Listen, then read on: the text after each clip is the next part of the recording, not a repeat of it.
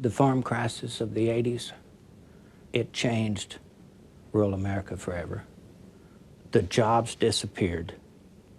The Main Street businesses closed. And the young people had to go to a city somewhere else to get a job. And so that farm crisis completely altered the fabric of rural America.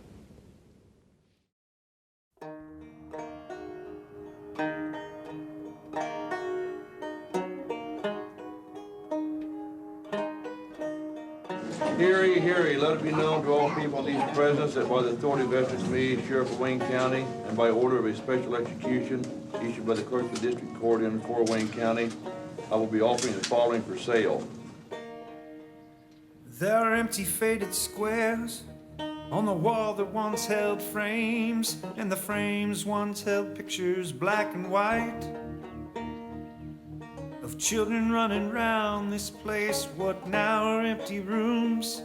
They're the children of my grandfolks, my parents and me and my wife. They'll put up one more white cross today, this time for my family's Century Farm.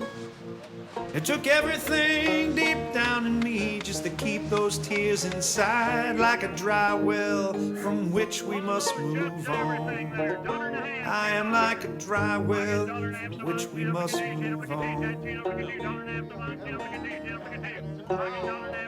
But I'll cry one tear for what was lost, and I'll cry for the pride that was torn. We spent all our lives and all our money just to try to pay the cost of being farmers caught out in the storm. During the 1980s, American farmers confronted an economic crisis more severe than any since the Great Depression. Agricultural communities throughout the Midwest and across the nation were devastated. Families were forced from the land, lenders went belly up, and businesses on rural main streets closed, many to never reopen. It was a decade of turmoil. Grassroots activists chanted, "No sale." Politicians marched alongside struggling farmers, hoping to change government policies. Voices were raised in song and protest, letting farmers know they were not alone. And let's tell the president that we're not going to fade away quietly into the countryside. Every day, 250 farm families go out of existence. 250 today.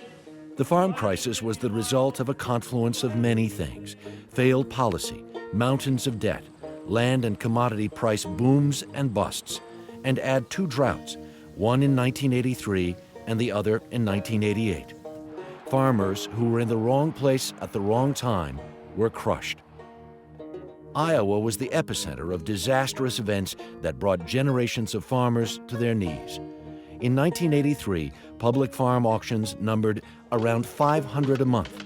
White crosses covered courthouse lawns, symbols of farms lost to the economic catastrophe.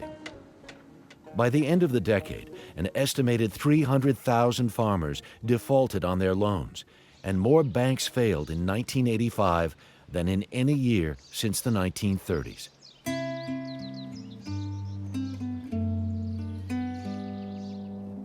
In the shadows of insolvent banks, abandoned farmsteads, and shuttered businesses, there was human misery. The opening statement of the suicide note was, "The farm killed me." It was one of the worst times that anyone in agriculture could remember. It was a time of attrition, a time of deep, deep pain, a time of great uncertainty. There was always a feeling, an underlying feeling of fear, waiting for the other shoe to fall.